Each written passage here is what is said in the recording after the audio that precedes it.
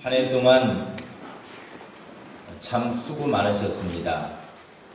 한 해 동안 하나님의 은혜 가운데 우리의 지나온 그런 시간들을 되돌아보면 참 나의 힘으로서가 아니라 하나님의 능력으로, 하나님의 도우심으로 여기까지 왔구나 하는 이런 생각을 가져봅니다. 우리의 지나간 내가 하나님 앞에 행하였던 그러한 일들, 이것을 한번 되돌아보면서 오늘 바울이 디모데에게 보내는 그 편지, 디모데전서 4장 6절에서 16절까지의 이 말씀을 가지고 선한 일꾼들이여 이 일을 계속합시다 하는 말씀을 함께 나누기를 원합니다. 여러분들은 하나님 앞에 어떠한 일꾼들입니까?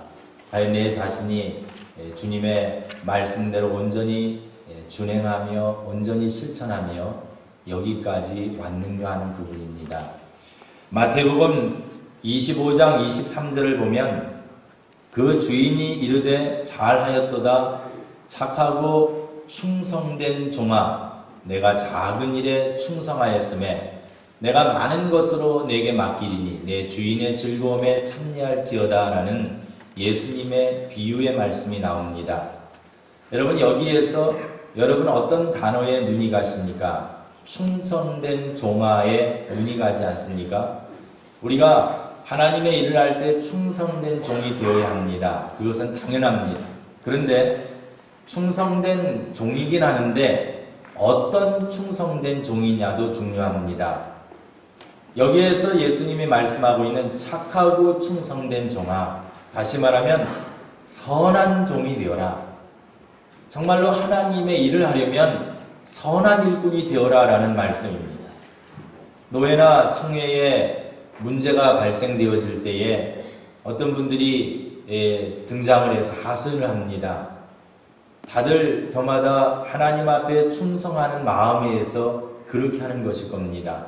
그런데 자세히 그분들을 만나서 대화를 나눠보면 마치 어느 조직폭력배를 만나는 듯한 눈초리입니다.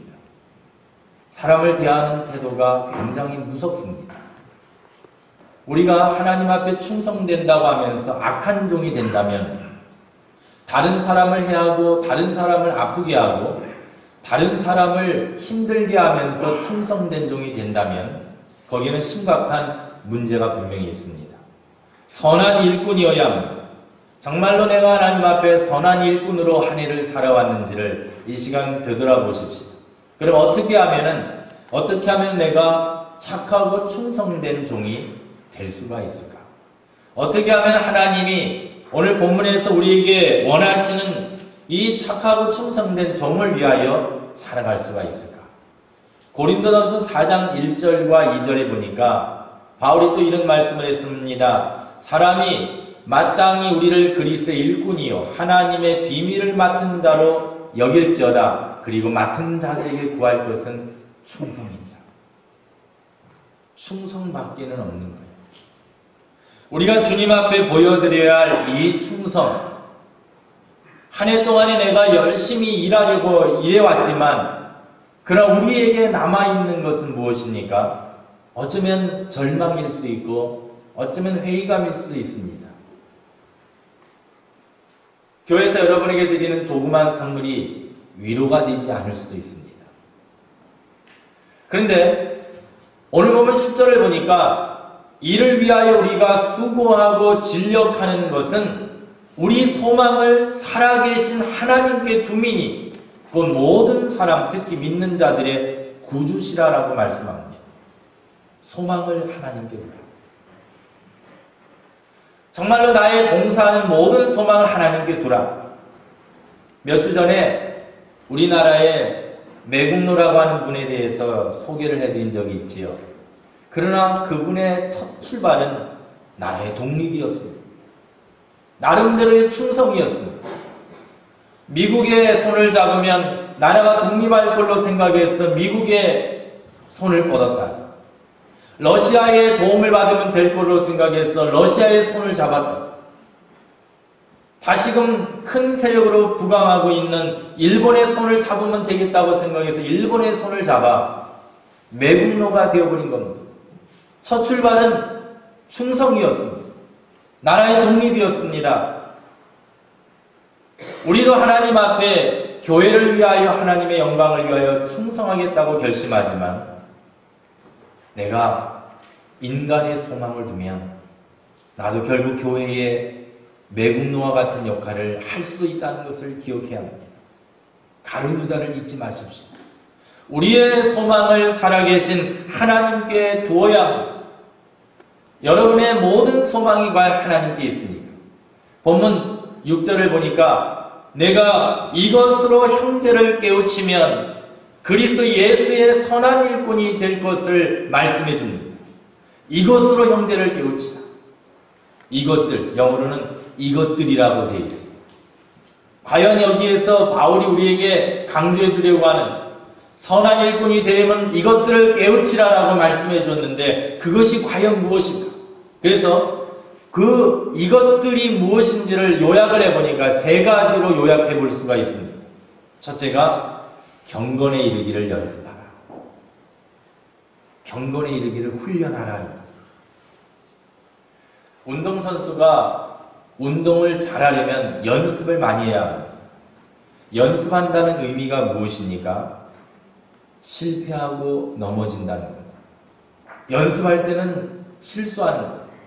연습할 때는 잘하지 못하는 것. 연습할 때는 망가뜨릴 수 있는 겁니다. 연습할 때는 기록이 나쁠 수 있는 겁니다. 우리의 신앙이 연습이라는 겁니다. 오늘 여러분이 이 자리에 앉아 있는 것도 경건에 이르는 연습입니다. 주일학교에서 아이들을 가르치는 것도 연습입니다. 찬양대원으로서 찬양하는 것도 연습입니다. 내가 주님 앞에 완벽한 경건에 이를 때까지 연습하는 겁니다. 이 앞에 있는 이 목사도 연습입니다. 경건의 연습입니다.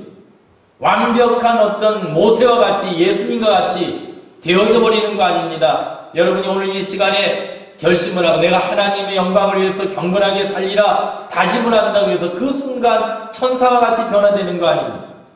그 순간부터 연습해 나가는 겁니다. 그러면 어떻게 연습합니까? 오늘 보면 7절을 보니까 망령되고 허탄한 신앙을 버리고 오직 경건에 이르기를 연습하라. 버려야만 연습할 수 있다는 겁니다. 세상적인 것을 버려야만 내 주변에 널리 퍼져 있는 세상적인 것들을 버리고 하나님의 경건에 이르기를 연습하라는 겁니다. 오늘 우리가 읽진 않았지만 4절과 5절을 보니까 하나님의 지으신 모든 것이 선함에 감사함으로 받으면 버릴 것이 없나니 하나님의 말씀과 기도로 거룩하여짐이니라. 굉장히 중요한 말씀입니다. 5절의 이 말씀, 우리가 어떻게 거룩하게 되느냐? 하나님의 말씀과 기도로 거룩하여짐. 세상의 것들을 버리고 하나님의 말씀과 기도를 소유하시기를 바랍니다. 하나님의 말씀과 기도가 내 육신 안에, 내 영혼 안에, 내 마음 안에 가득가득 채워지는 연습을 하기 위하여서 세상적인 것들을 버려야 된다는 겁니다.